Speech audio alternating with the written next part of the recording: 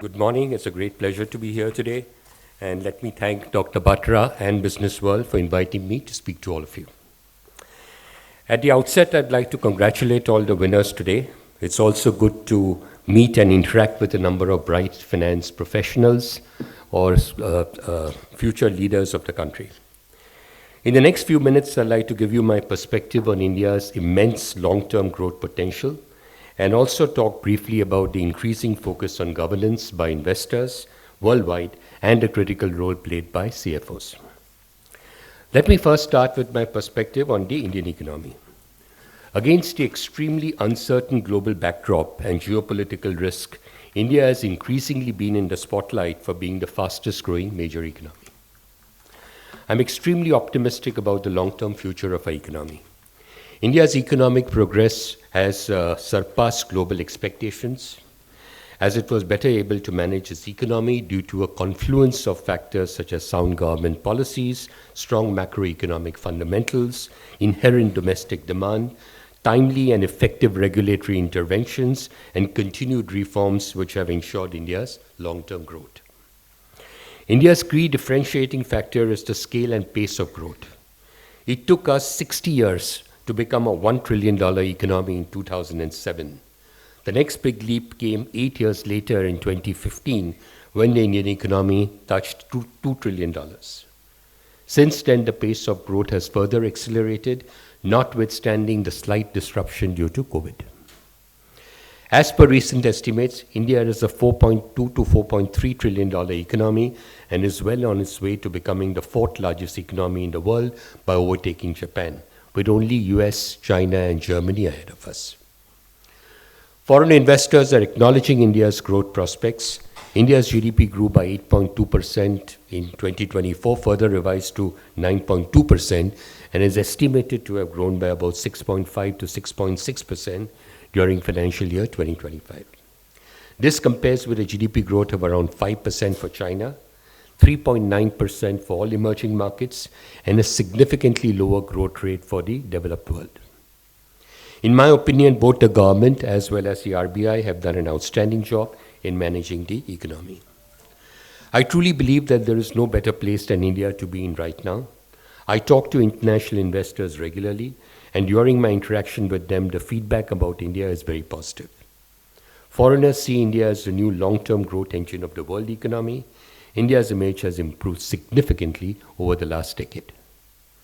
India's strength in the global economy is reflected in the fact that there is no other economy in the world today that has the capacity to absorb the scale of investments that India can, or has the growth potential that India offers.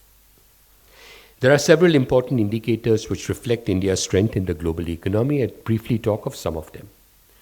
Firstly, India has favorable demographics. India accounts for 17% of the world population, or 1 out of every 6th person in the world is an Indian.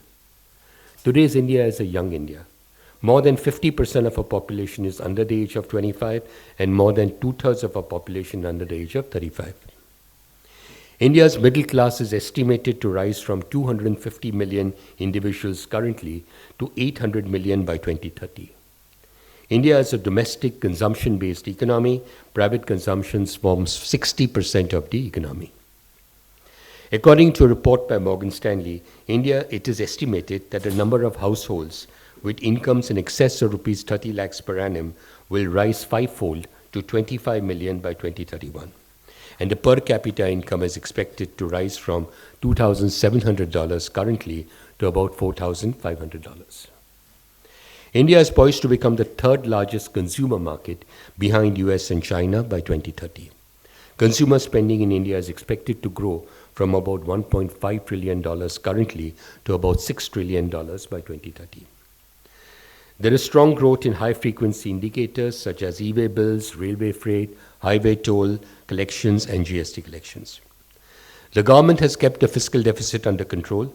For financial year 2025, fiscal deficit has been revised downwards to 4.8% from the earlier estimate of 4.9%.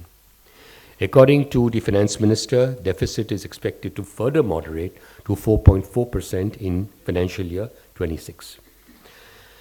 Further, India's external debt is extremely manageable at 18.4% of the GDP and is the lowest amongst the major economies. Bank credit has remained in double digits since April 2022. For the year ended March 25, overall bank credit grew by 12%. Retail credit growth was slightly higher, with personal loans growing by around 14%. With inflation well under control, RBI has in recent times been infusing liquidity into the system. CRR has been cut twice, and the 100 basis points rate cut earlier this month will infuse further liquidity for banks to lend. This, coupled with the interest rate cut of 50 basis points, should facilitate even faster growth in the economy in the year ahead. Deposit growth for a large part of the last year lacked credit growth. This forced banks to intensify the deposit collection drive in order to meet the credit demand. Deposit growth has picked up post-January 2025 and is now by and large matching loan growth. The Indian banking system has been very resilient. Since March of 2021, there has been a continuous decline in the NPA ratios of banks. Gross NPAs have declined from 7.3% in March 2021 to a decade low of 2.3% in March 2025. Net NPAs stand at under 0.5%. The balance sheets of the corporate sector are now significantly stronger than ever before, with a much lower level of leverage. The RBI is being acknowledged globally for its very effective supervision of the Indian financial sector and for guiding economic growth without the tearaway inflation that the Western countries faced. India's foreign exchange reserves are at a very comfortable level of just under $700 billion, which covers over 12 months of imports, making India the fourth largest holder of reserves after China, Japan, and Switzerland. The RBI has intervened time and again to contain volatility and ensure orderly movement of the rupee. Measures are being implemented to ensure macroeconomic and financial stability. Dollar-rupee exchange rate has been a little volatile because of the various uncertainties that are growing up in the world, which Dr. Batra talked about. Currently, when I saw last, was about 86.25, which is about a 3.5% depreciation compared to what it was a year ago. And typically, one would expect a depreciation of around 2 to 3.5% year on year over a period of time. Financial penetration in India is extremely low, which implies a huge potential for growth. For example, the mortgage to GDP ratio in India stands at 11% compared to between 20 and 30% in most East Asian economies, 69% in the UK and 52% in the US. We are only 12%, less than 12%. Insurance penetration in India stands at 3.8% of GDP compared to a global average of 7% of GDP. Similarly, India's mutual fund penetration is 20% of GDP compared to 149% in the US and 75% in the UK. With a population of about 1.4 billion people, 45 million or just about 3% invest in mutual funds. This is slightly dated. The numbers may be a little higher as we speak today. The potential to grow, therefore, is enormous. In 2014, the combined assets under management of all mutual funds amounted to 10 trillion rupees, and in 3 years, in 2017, it doubled to 20 trillion rupees. As of January 2025, assets under management of mutual funds touched an all-time high of 67.25 trillion rupees. Interestingly, 55 to 60% of the investor base is retail. It took the BSE Sensex about 21 years from 1986 to December 2007 to touch 20,000 points. In the last 5 years from May 2020 till now, the BSE Sensex has increased from about 34,000 points to about 81,000 points currently, which is about a 140% increase in 5 years. With the increase in penetration of smartphones and with internet connections facilitating ease of doing online transactions, there has been a sharp rise in demat accounts from about 40 million in financial year 2020 to about 162 million currently. Flagship government programs such as the JAM Treaty have helped in implementing direct benefit transfers on a massive scale. The introduction of unified payment interface that allows customers to make digital payments using a smartphone is helping India to transform into a cashless society. UPI is the most preferred payment product by volume, accounting for 79.7% of the total transactions in financial year 2024, compared to 36% in financial year 2020. According to a PwC report, UPI will achieve a milestone of 1 billion daily transactions by 2027. Lastly, India is expected to be a $1 trillion digital economy by financial year 2027, which will be 1/5 of the economy at that time. To conclude this section, the long-term macroeconomic fundamentals in India remain very strong. India should continue to leverage its strength in technology. I expect the reform process to continue in the months and years ahead. A government that is focused on growth, a very well-regulated financial sector, and enormous growth opportunities in the economy make India the perfect destination for foreign capital. Let me now come to the next part of my talk and briefly speak on the increasing focus on governance worldwide, as well as the critical role played by CFOs in today's world. Global investors are extremely cautious in identifying the companies where they invest. One of the main focus areas is good governance. These investors are willing to pay a big premium to companies where governance practices are perceived to be strong. As a result, a majority of Indian companies are aware that robust governance has a premium, and that if their policies and practices do not meet the highest ethical standards, they will be exposed to serious reputational risks which would impact their business. Consequently, several Indian companies have tried to imbibe international best practices in corporate governance. The role of the board is continually evolving. The board is a custodian of the company's culture and has to set the tone at the top. It has to provide critical oversight and strategic support. It has to also facilitate long-term planning and from time to time challenge the management's strategic thinking. The board must bring in different perspectives to help think through difficult situations. It should occasionally push management to consider difficult what-if questions on a range of issues so that the company can be better prepared to meet any kind of contingency. The role of the CFO should be to provide guidance and support to the CEO in taking decisions, particularly during difficult times, and ensuring that a company emerges from any crisis it may face stronger and more resilient. The CFO, in addition to his other responsibilities, has to play a special role in identifying weaknesses and addressing areas in governance where improvement is possible. The role of the CFO has evolved significantly over the last several years. In the 1960s, CFO and perhaps the early part of the 1970s, CFOs were unfairly caricatured as drab bookkeepers who went about their jobs with clinical precision. Their role was limited to accounting, taxation, and MIS, and when companies needed creative solutions and innovative marketing approaches, many CFOs would not be at the table. Since then, the role of the CFO has been consistently evolving year after year. Today, CFOs are dynamic individuals who are highly influential and play a key role in providing operational insight and knowledge. CFOs are often now second in command to the CEO and play a pivotal role in decisions relating to fundraising, investments, capital expenditure. Interestingly, studies have shown that in both the US, UK, many of the CFOs go on to become the CEOs.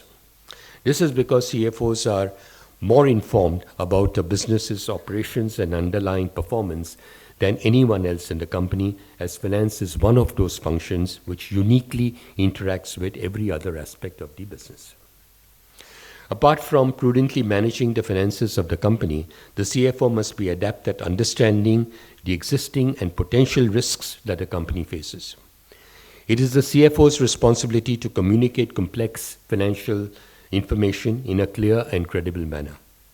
The CFO must also have the confidence to give impartial and objective advice, even if it may sometimes be unwelcome and may be sufficient and should be sufficiently forceful to intervene if ethical principles need to be either asserted or defended. Ethical principles and strong values are the cornerstone of a CFO. A crucial trait of a successful CFO is the ability to stand by his or her conviction. A CFO needs to be a no-nonsense executive who can focus on the key issues at stake with complete integrity and in an independent manner. The role of the CFO has to be synonymous with fair and equitable governance. Good governance can no longer be measured with the yardstick of only compliance. It has to encompass a regime of transparency and responsiveness towards all stakeholders. The CFO has an important role to play in ensuring that appropriate risk mitigation measures are implemented and that strong governance practices are followed in the company. Today's CFOs have to deal with global volatility, geopolitical risks, complex funding decisions, currency fluctuations, and managing growth plans. A CFO should be a creative thinker and flexible enough to quickly adapt to rapid changes in technology as well as in the business environment. CFOs need to challenge themselves and move out of their comfort zone. They must have a full understanding of the strategic elements of the business. After the CEO, the CFO has the most holistic sense of how strategies come together to deliver financial performance. CFOs cannot simply be reporters of results, as they are critical advisors and proactive champions for enterprise excellence. During a downturn, the company's board usually looks towards the CFO to guide them. The expectations on the CFO have become excessive. For companies in financial services, the regulatory requirement can be all-consuming. There is so much focus on preventing compliance mistakes that it can sometimes pull the CFO away from being a forward-looking, strategic partner of the CEO. I would like to conclude by giving my 2 bits of advice to all the CFOs in the room today. First and foremost is, and that's something I practice all my life, is always plan and think long-term, never short-term. Shareholder value should be seen not solely in terms of an organization's ability to generate short-term quarterly profits, but in terms of its ability to attend to and manage all the factors which have a bearing on its long-term success and viability. A CFO needs to ensure strong financial health in the long term, which is essential for future growth. Frequently, a CFO needs to make short-term sacrifices in the interest of long-term stability. Second is build trust. Today, a CFO has to satisfy a wider basket of stakeholders, promoters, equity holders, customers, suppliers, lenders, and so on and so forth. Often their interests may actually conflict with each other. The CFO needs to treat each of these groups in a fair and equitable manner so as to build trust amongst all stakeholders. Third is aspire to be the best. A CFO must strive to be authentic, accountable, and altruistic. Organizations should foster a culture of accountability at every level. Every individual should be held responsible for any breach which can have the effect of jeopardizing the long-term goals of a company. Fourth is don't ignore risks. Warren Buffett has aptly said that risk comes from not fully understanding what you are doing. All businesses face a variety of risks, some of which come from within the organization, and many of them come from outside the organization. Organizations that have been able to successfully weather different crisis situations would typically possess a wealth of accumulated experience in risk management, including at the board level. I'm confident that all of you will bring glory to the finance profession and the larger CFO community. No doubt the task ahead is challenging and an exciting one, given that the CFO's role in an organization is gaining more and more prominence every day. Today, a CFO is a conscience keeper of an organization. Besides assisting and fulfilling the CEO's vision, he has to comply with the board's direction and above all be a strategic decision maker. I wish all the CFOs sitting here the very best for the challenging and promising times ahead and would once again like to congratulate the winner. Thank you very much.